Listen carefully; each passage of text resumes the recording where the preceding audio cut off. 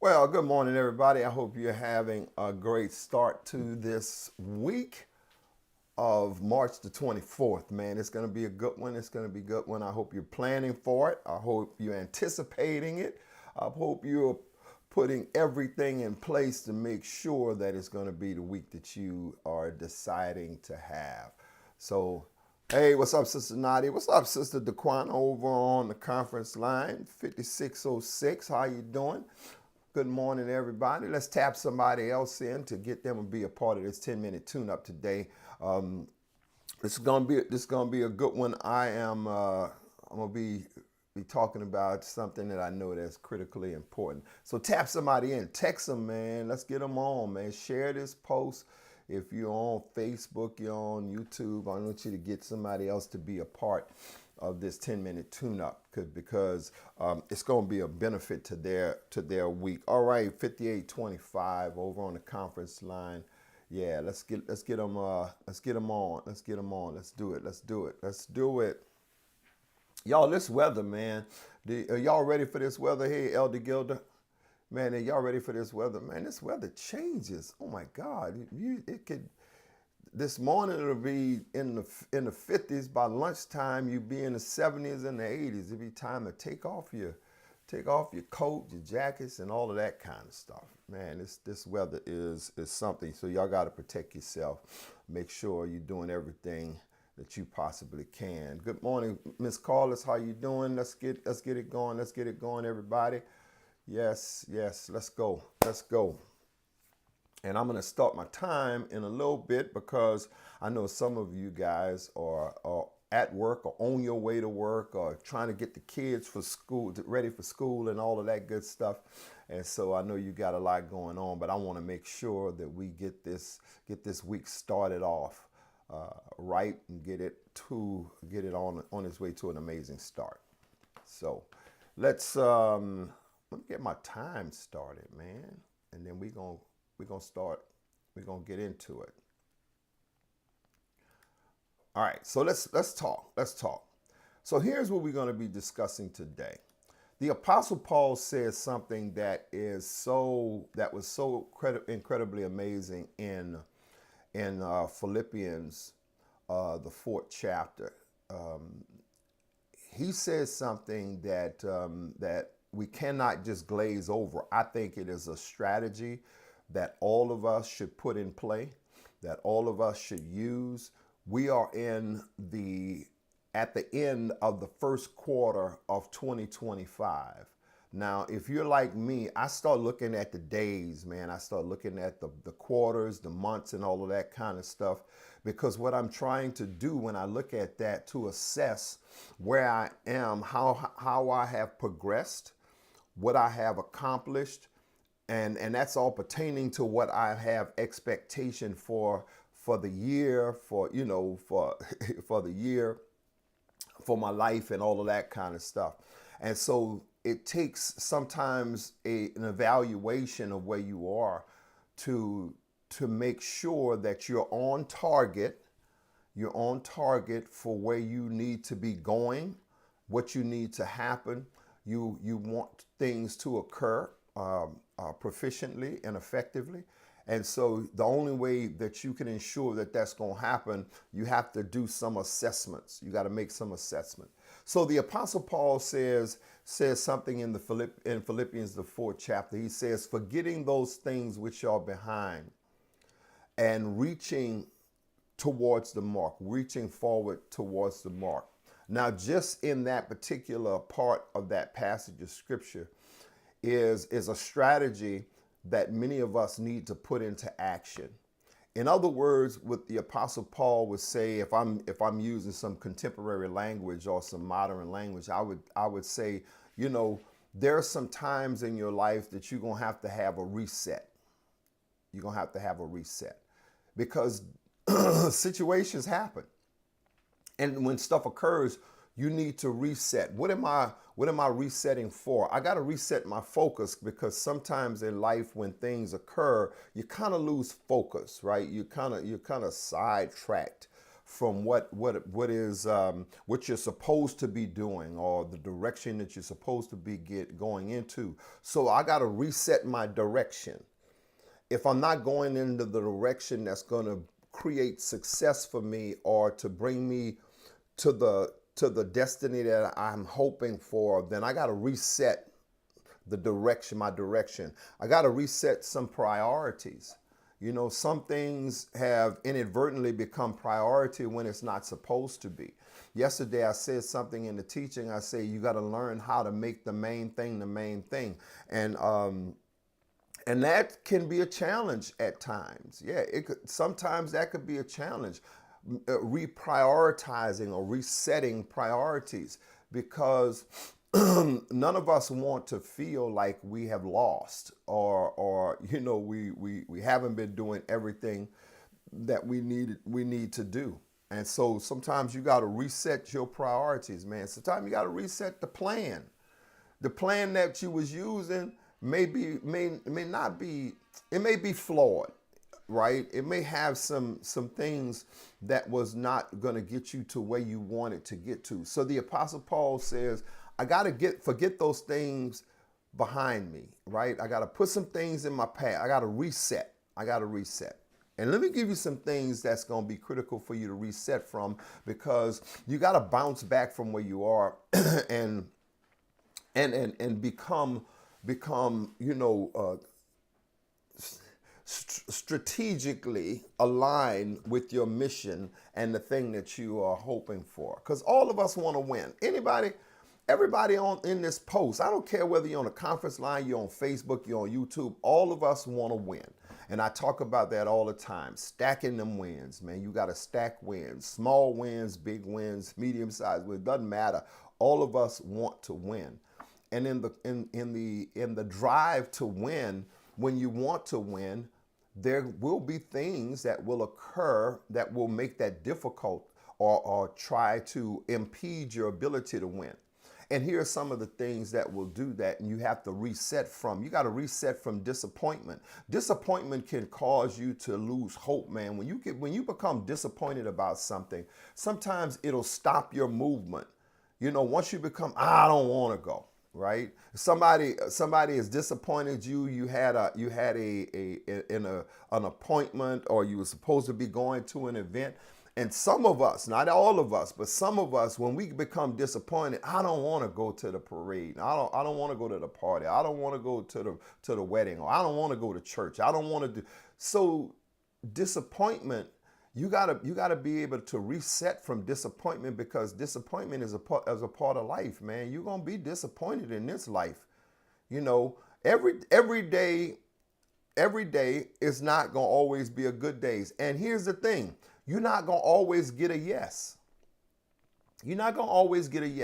Sometimes we need yeses in our lives. But when you don't get that yes, when you're disappointed, you don't get that yes, then what you do, man, you got to reset from that. Yeah, you got to reset. You got to refocus. You got to reprioritize. But then there are things that comes into your life, like distractions, you got to reset from. Yeah, distraction. There are things, man, that will distract us from going in the direction that we need to go into. The devil is masterful at distractions.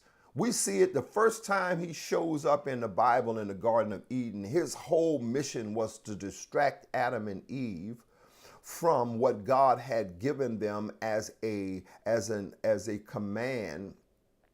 And he pointed to a tree that they weren't even supposed to be focusing on. It became, for Adam and Eve, it became a distraction. God says you can have anything else in this garden, all of these other trees, all of this other stuff in the garden you can have access to, I'm granting you carte blanche for anything in this garden. But that one tree, I don't want you to mess with. I don't want you to mess with that one tree. But guess what? The devil comes. He uses that tree as a distraction to Adam and Eve. And it pulls them away from the direction that they're supposed to be going in, and cause them future frustrations. Now God kicks them out of the garden. He kicks them out of the garden. I mean, like he said, man, how you gonna get disrupted or derailed from the direction that you're going in, from the life that you want to live, uh, because of a distraction? And sometimes that happens. You don't want it to happen, but it'll happen. And so how do I reset from that, right? How do I reset my course, my plan, my priorities, my focus? How do I do that? I want to reset from those distractions. And you got to do what Paul says. He said, okay, I got to forget those things in hand. Okay, I was distracted. Now I got to get back on track. You gotta be able to reset from disobedience. Disobedience. I know some of us, because we're adults, and most of us, not, just about everybody in this post is an adult. And adults have choices, right? Adults have choices. We have the ability to make our own decisions. We go in the direction that we want to go in, right? And God gives us gives that to us, because he made us free will agents, so you can make the decisions that you want to make. And sometimes we are disobedient. We are disobedient to the things that God has given us instructions on. And when you are disobedient, man, you gotta reset from that. It's not lost. Yeah, you can bounce back from disobedience, because all of us are gonna miss the mark sometime. Nobody. Let me explain this to you. And I'm gonna finish this out, y'all. My time is about to run out, but I'm gonna finish this out. Listen, nobody. I don't care who they are. I don't care how much they say they love the Lord. I don't care how much Bible they read. I don't care how much they fast and they pray. Or is perfect. And sometimes you're going to miss the mark. And when you miss the mark, you got to know how to reset. It's time to reset. Okay, you missed the mark. You was disobedient. Not keep it moving. You got to keep it moving. Because if you don't, if you soak in it, if you allow yourself to be dragged down and allow the devil to keep replaying the things in your mind that you have done, that you have not done correctly, I'll just say that, you can't move forward. You can't get stuck in the mud because of disobedience. And I dare say a bunch of us are disobedient, and some of us have gotten to the place where we begin to make excuses for, well, I ain't worried about it. But you're still stuck there, because the devil is not going to let you forget. He's going to keep on replaying that.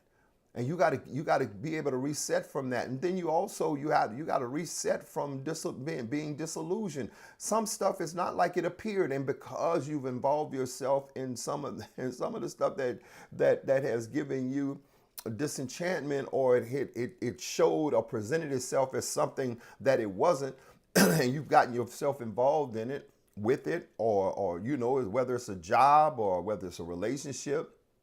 Whether it's a business venture, whether you made a purchase, you was disillusioned, you mess around and made a purchase, and after you made the purchase, you realize this is not what I really want. Now I've invested in this. How do I reset from this? Because I've been disillusioned.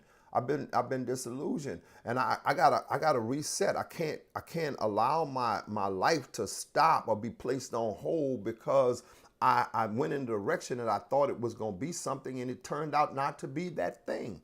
So I got to forget that. I got to keep on moving. And then finally, unfortunately, in this life, there are defeats. How do I reset from a defeat? Okay. How do I reset? We stacking up wins, but we plan to win the war. And sometimes you lose battles. And if you lose a battle, how can I bounce back from that? How could I bounce back from that? I don't want you to be discouraged because you end up maybe losing something, or losing a battle, or losing something, right? And so you gotta learn how to reset. And when the Apostle Paul says, watch this, this is so important. When the Apostle Paul says, forgetting those things which are behind, it's a strategy for moving forward, because the next thing he says after he forgets, he says, I'm turning to move forward. I got to go forward. I got to go forward. I can't get stuck in my past, because my past has pain. My past has problems. Yeah, my past has puts me in a place where I cannot achieve prosperity. My past is not a place that I need to stay. I gotta move on. I gotta move forward. So you gotta reset. Reset your focus, reset the direction that you're going in, reset your priorities, and reset any plans that you may have made in the beginning of this year for year 2025. You still got time, man. We're still in the first quarter, so you got time. You got time to accomplish the thing that you're believing for. But if you don't reset, then you're gonna have some challenges. If you don't reset, you're gonna find yourself at the end of the second quarter of 2025 still not progressing, still where you are. So right now is the time to reset. All right? Right now it's time to reset. You got to shift, okay? Whatever happened, you got disappointed, shift. If you ended up being distracted, make that shift. If you inadvertently became disobedient or willfully been disobedient, acknowledge it and make that shift. Reset. If something gave you the impression that it was going to be something it wasn't, and you ended up becoming disillusioned by it, you thought it was all that and it wasn't, then just make the shift. If you ended up being defeated because of something, make the shift. Come on, reset. It's time to reset and move forward. Because it's only when you reset you'll be able to do what Paul said he wanted to do. What they had a place that he was trying to get to. He's saying, I'm striving towards the mark of the high calling of God, which is in Christ Jesus. You can't go higher until you get up and turn around and go into the right direction. Amen. All right, y'all. Yeah. Okay. All right. I want y'all to have a great week, man. Let's stack up some of these wins. That's right. 2164, 2442 over on the conference line. Hey, Sister Kimberly, how are you? Good morning to you. Good morning to you, Sister Nadia. Appreciate everybody on today. And listen, go stack up some of these wins, man. Don't allow the enemy to defeat you, because God has created you to be more than a conqueror. Not a wimp, but a warrior. You're not a wimp, you're a warrior. Dry them tears, suck it up, put on your game face, and let's go out there and show the devil who's in control, man. He ain't in no control. The devil don't run nothing around here. He thinks he does, but he doesn't. He don't run nothing. Sometimes he got a false impression of what he's over, and he's definitely not over none of us. He's definitely not over none of us. All right, y'all. I love y'all so much. Have a great and prosperous week. God bless you.